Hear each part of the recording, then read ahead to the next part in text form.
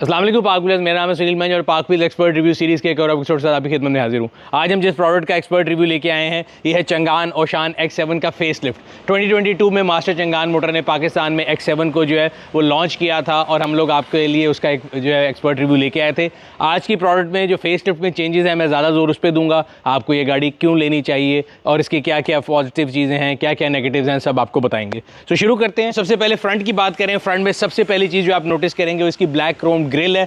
Grill का जो design है वो थोड़ा चेंज कर दिया गया और मेरे ख्याल से ये पहले से ज़्यादा खूबसूरत है।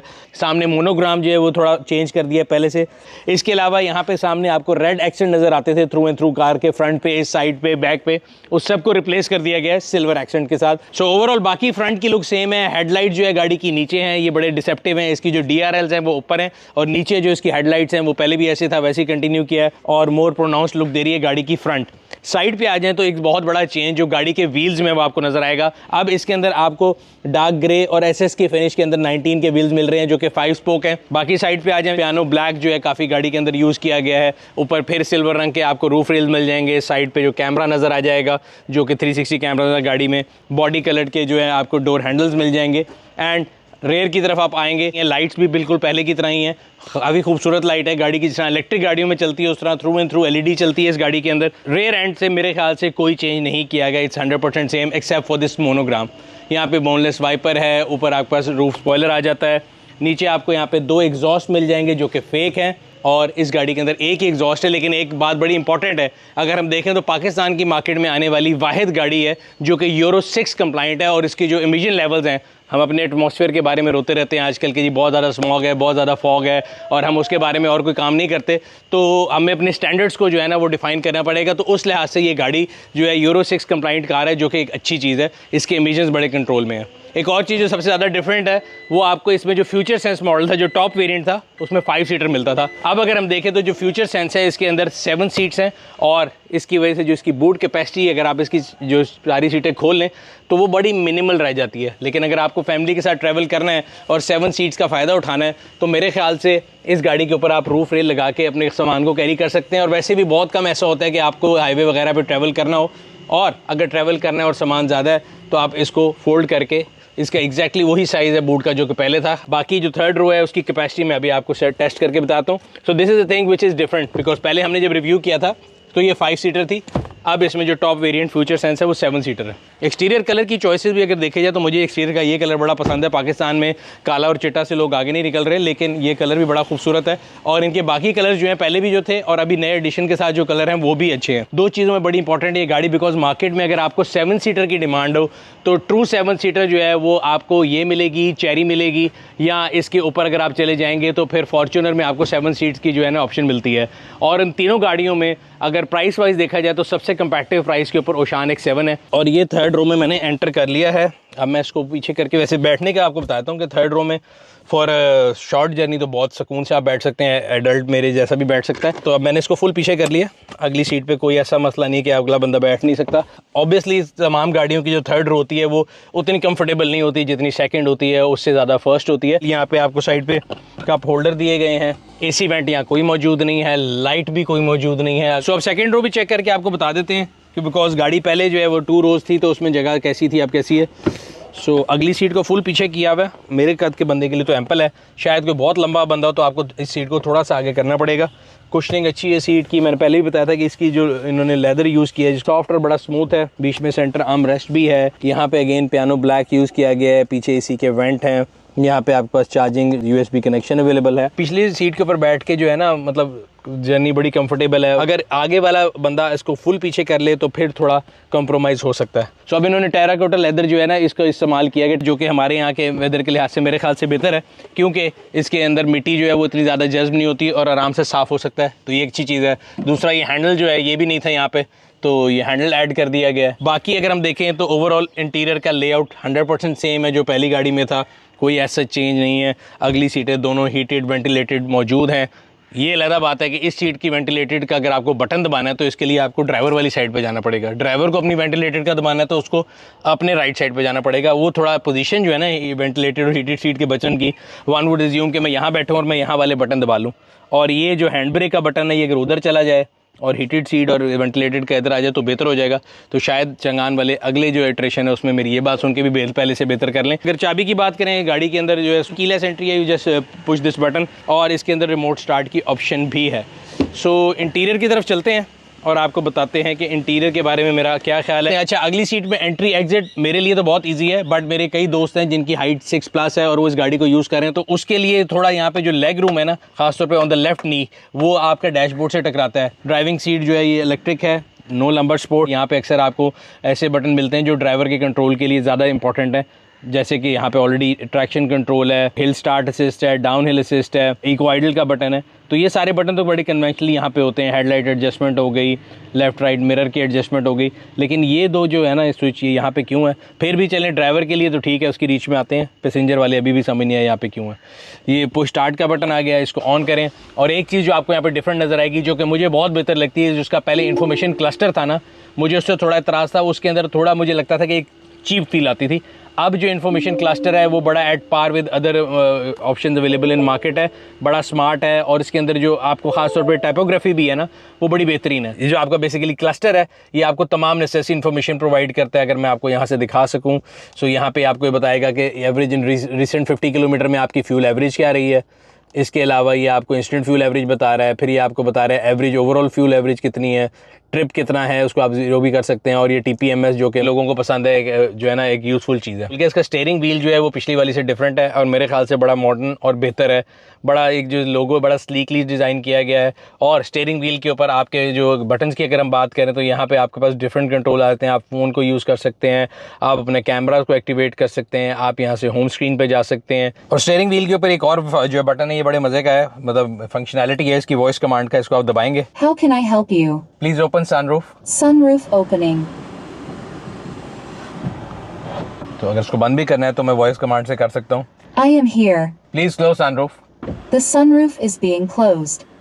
सो यूजफुल फंक्शन है, अगर आप कभी हाथ से नहीं खोलना चाह रहे सनरूफ, शीशे, डिफरेंट चीज़ें हैं जो कि आप इस वॉइस कमांड के थ्रू कर सकते हैं। Close drivers window please. Closing the right front window. सो इसी तरह अगर मैंने पैसेंजर खोलनी है मैं वो भी खोल सकता हूँ। I am here. Open passengers window please. Opening the left front window. Close the passengers window please. Closing the left front window. Close the left rear window please. Closing the left rear window.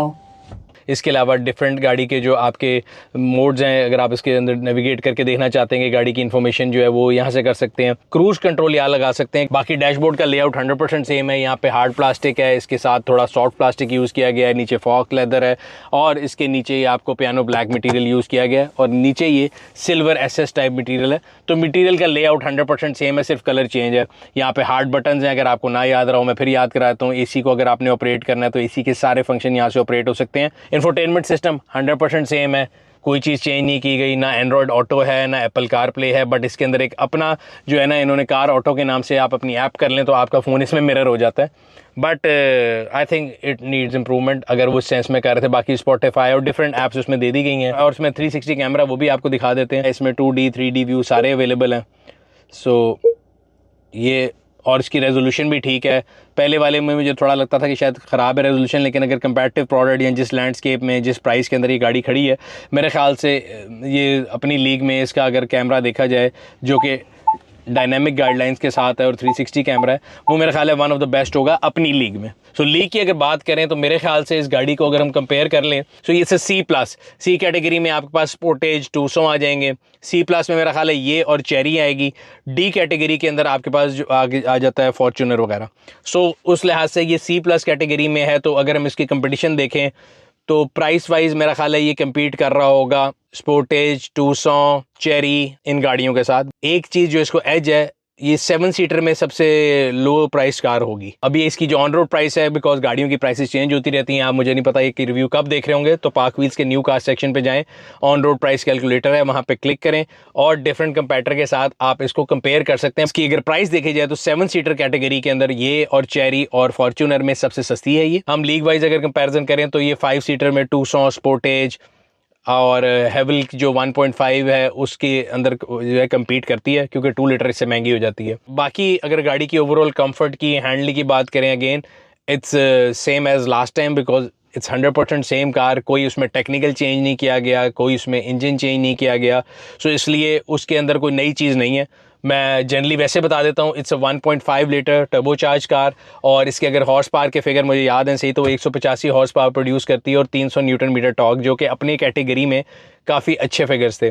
और ये वो गाड़ी है जिसको जब मैंने चलाया था पहली बारी, मुझे याद है 2 साल पहले, तो this car change my myth about Chinese car के चाइनीज़ गाड़ियों के सबके इंजन एक जैसे होते हैं और उन सब की एक जैसी परफॉर्मेंस होती है। तो 0 to 100 का जो फिगर है वो भी हम आपके लिए चेक कर लेते हैं, वो भी आपको दिखा देते हैं। सो अब आते हैं मेरे ख्याल से जो इस गाड़ी का सबसे इंपॉर्टेंट पॉइंट आज के लिहाज से, अगर मैं आज के टाइम पे बात करूँ ना इस गाड़ी की, जिस लैंडस्केप में हम खड़े हैं जहाँ पे फ्यूल प्राइसेस बड़ी इंपॉर्टेंट हैं, लोग इलेक्ट्रिक गाड़ियों की बातें कर रहे हैं, लोग जो है बात कर रहे हैं कि हमें हाइब्रिड पे जाना चाहिए, प्लग इन हाइब्रिड्स आ रही हैं, इको फ्रेंडली होने की बात है, स्मॉग हर तरफ हो रहा है। तो मैंने आपको बताया कि इको फ्रेंडली होने की अगर बात करें, this is the only euro 6 car in Pakistan. दूसरी चीज़, अगर हम इसके फ्यूल फिगर्स की बात करें जो मैंने देखा, और अगेन मैंने इसको बड़ा एक्सटेंसिवली चेक किया 3000 किलोमीटर शहर में हाईवे पे चला के, शहर के अंदर इसकी fuel average on a normal daily run के आप सड़क पे जा रहे हैं, रश भी है, कम भी है, ज़्यादा भी है, कभी सड़क ब्लॉक हो रही है, कभी नहीं, तो आपको जो एवरेज कंबाइंड मिलेगी वो 11.5 से 12 है, एंड वो कभी कभी 12.5 भी चली जा सकती है। आजकल एसी ऑन नहीं हो रहा तो शायद 13 पे भी चली जाए। लेकिन हाईवे के ऊपर जो है आपने इसको अगर 120 पे चलाएंगे तो इसकी फ्यूल एवरेज बहुत अच्छी है, 14 14.5 भी देती है। अगर आप 125 पे चले जाएं तो ये 12 12.5 11.5 पे भी जाती है, डिपेंड करता है आपके फुट के ऊपर। शहर के अंदर मैंने अगर अपने आप से एक दिन शर्त लगाई कि मैंने सिर्फ मैक्सिमम फ्यूल एवरेज लेनी है, तो ये शो करती होती है कि लास्ट 50 किलोमीटर में कितने उसने फ्यूल कंज्यूम किया। So the lowest I have went two is 6.2 6.3 litre पर 100 किलोमीटर। 6.3 पर 100 किलोमीटर का मतलब ये है कि ये तकरीबन 14.5-15 के करीब की एवरेज इसने मुझे दी, अगर मैंने अपने आप से शर्त लगाई हो कि मैंने फ्यूल बचाना है। और उसमें बहुत बड़ा हाथ एक तो इसके 7 स्पीड होने का है, दूसरा इसकी टेक्नोलॉजी ऐसी है कि अगर आप उसको बहुत ज़्यादा टर्बो को स्पूल नहीं करते, आरपीएम को नीचे रखते हैं, तो you can get a fuel average out of this car. अब बात कर लेते हैं, क्योंकि मैंने मुझे याद है जूलियन जो है ना उसके रिव्यू में भी ये बात की थी, जूलियन HEV के, कि आपको देखना है at the end of day कि आपकी पॉकेट से क्या जा रहा है, cost of ownership of a car क्या है। आपने एक दफ़ा गाड़ी ली, उस पर कितने पैसे खर्च किए, फिर एवरी किलोमीटर पे क्या खर्च कर रहे हैं, फिर आपकी मेंटेनेंस पे क्या खर्च हो रहा है, and 5 year down the road अगर आप ये गाड़ी जब वारंटी से बाहर निकलती है, उसकी बैटरी का एक्सपेंस क्या है एज अपोज टू अगर एक हाइब्रिड गाड़ी है तो उसकी बैटरीज की लाइफ कितनी है, उसकी रिप्लेसमेंट कॉस्ट क्या है, versus an ICE engine. So this is an ICE engine car, ICE versus hybrid versus electric, इनकी cost of ownership in 5 years क्या है। सो आज मैं भी जब इसकी फिगर्स कैलकुलेट कर रहा था, लेट्स से अगर हम इसकी शहर की एवरेज जो मैंने कहा मैक्सिमम आप जो है 15 भी ले लेते हैं, अगर आप बहुत ही आपने शर्त लगाई हो अपने आप से, मिनिमम आपको 11.5-12 मिल जाती है। सो हम 12 का फिगर उठा लेते हैं। सो ये अगर 12 की एवरेज दे रही है किलोमीटर के अंदर, तो इसकी पर किलोमीटर कॉस्ट तकरीबन 16 से 17 रुपये बन गई। और हाइब्रिड जो हैं मार्केट में वो अगर 15 से 18 देते हैं तो उनकी पर किलोमीटर कॉस्ट 22 से 23 रुपये बन जाती है। तो 17 और 24 मतलब 17 और 23 में 6 रुपये पर किलोमीटर का फ़र्क है। अगर आप रोज़ 100 किलोमीटर गाड़ी चलाएंगे तो 600 रुपये आपने डेली के बचाए, महीने के आप 18,000 रुपये बचाएंगे, और साल के तकरीबन 1 लाख समथिंग बचा लेंगे। और 5 ईयर के ऊपर आप जाके मैं कहता हूँ जी आप उससे 8 या 10 लाख रुपए बचा लेंगे फ्यूल में, अगर आप हाइब्रिड वर्सेस दिस कार करें। लेकिन अगर आप इनिशियली कितने पैसे ज़्यादा दे के आ रहे हैं हाइब्रिड के लिए, और जब वो गाड़ी वारंटी से बाहर होगी तो जो गैसोलीन कार है उस पर तो कोई कॉस्ट उस तरह की नहीं आएगी, नॉर्मल इंजन का वेट एयर चलेगा, बैटरी उसकी आम होती है 12 वोल्ट वाली, वो तो मतलब 15 से 20 हज़ार रुपये में आ जाती है। बट हाइब्रिड कार के केस में बैटरी की रिप्लेसमेंट कॉस्ट जो है ह्यूज होगी, इलेक्ट्रिक में तो वो इतनी ज़्यादा होगी कि आप जो है बंदा सोचने में पड़ जाता है। तो ये कैलकुलेशन भी आपको थोड़ा नज़र में रखनी चाहिए। वारंटी टर्म्स की बात करें तो ये गाड़ी जब आप लेते हैं तो मेरे साथ ये मुझे मिला था, तो मैं आपको बता देता हूँ कि इसमें क्या क्या चीज़ें आती हैं। सो बेसिकली आपका बैटरी कार्ड आ रहा है, आपका ओनर मैनुअल आ रहा है जो कि बड़ा इंपॉर्टेंट है पढ़ने के लिए। अक्सर लोग जो है वो उसको पढ़ते नहीं हैं, बाद में जो वारंटी के इश्यूज होते हैं तो उसके बारे में परेशान होते हैं। और ये इसकी वारंटी बुकलेट है। सो वारंटी बुकलेट बताती है कि गाड़ी में क्या चीज़ वारंटी में कवर होती है क्या नहीं। ये बड़ी इंपॉर्टेंट बुक है, इसको ज़रूर पढ़ा करें। वारंटी का जो पीरियड है वो 5 साल या 1.5 lakh whichever comes first है। But again I would appreciate everybody to go through this and this both. So this is a very important document, इसको ज़रूर पढ़ा करें। सो ड्राइव पे चलने से पहले सबसे इंपॉर्टेंट चीज़ गाड़ी के अंदर जो एडास के फीचर्स हैं उनके बारे में अगर बात करें तो मैंने इस गाड़ी को भी रिसेंटली मैं थल रैली पे भी गया तो इसी को लेके गया था। उसके अलावा इस्लामाबाद आना जाना किया 2 दफ़ा। हाईवे के ऊपर ये अडैप्टिव क्रूज कंट्रोल था, ये इतना हैंडी था और इतना वो आपको कंफर्टेबल कर लेता है गाड़ी चलाते हुए कि आपको जो है ना बड़ा कम एफर्ट करनी पड़ती है और ये बड़ा आपके लिए जिसे कहते हैं ना आपकी टायर्डनेस को कम कर देता है। आप गाड़ी चला रहे हैं हाईवे पे तो आपको हर वक्त चौकन्ना नहीं रहना पड़ता, बिकॉज गाड़ी जो है वो सेल्फ ब्रेकिंग कर रही होती है। कोई सामने आता है ये ब्रेक कर लेती है, जब हट जाता है तो ये अपने डिस्टेंस को मेंटेन करने के लिए अपनी स्पीड खुद ही गेन कर लेती है। कभी कभी हाईवे के ऊपर हमारे यहाँ ओवरटेकिंग भी होता है, बिकॉज लोग जो हैं वो बड़ा एब्रप्टली आगे आते हैं, तो उसमें कभी आपको लगता है कि शायद कोई इमरजेंसी ब्रेक लगाए गाड़ी, वरना ये बड़ा इफेक्टिवली काम करता है। और मैं बता रहा हूँ कि इसने मुझे बड़ा हेल्प किया है अडैप्टिव क्रूज ने। इसके अलावा इसके अंदर हीटेड साइड मिरर हैं। अगर हम इसके डैश की बात करें, फ्रंट कोलिजन है, आगे पीछे पार्किंग सेंसर हैं, ब्लाइंड स्पॉट मॉनिटर नहीं है, जो कि मुझे पहले शुरू में लगा था कि ये लाइट जो है ब्लाइंड स्पॉट मॉनिटर की है, बट ये इंडिकेटर की लाइट है जो आपको नजर आ रही है। स्टीयरिंग व्हील जो है वो ऊपर नीचे होता है, आगे पीछे नहीं होता। आप अपनी मर्जी से उसको सिर्फ ऊपर नीचे कर सकते हैं, आगे पीछे नहीं कर सकते। और जो आर्म रेस्ट है ये बड़ी अपनी अच्छी पोजीशन के ऊपर है। अगर आप आर्म रेस्ट के अंदर देखें, एक आपके चार्जर के कनेक्टिविटी है, एक आपके पास USB कनेक्टिविटी है, 3 किस्म के कनेक्शन दिए गए हैं। बट इसके अंदर जब मैं अपना फ़ोन लगाता हूँ तो उसकी जो चार्जिंग स्पीड है वो बड़ी स्लो होती है somehow, I don't know.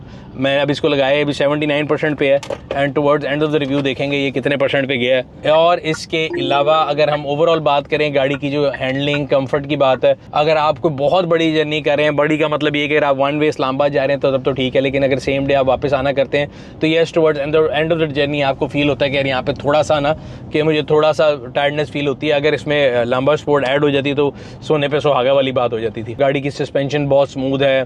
Highway पे अगर आपको मनूवर करना हो तो गाड़ी कहीं ऐसे नहीं होता कि कहीं आपको बहुत ज़्यादा तंग कर रही है। हालांकि अक्सर होता ही है कि this is always a trade off between comfort और उसकी जो हैंडलिंग है। अगर बहुत ज़्यादा कंफर्टेबल होगी तो फिर हैंडलिंग में आपको तंग करती है।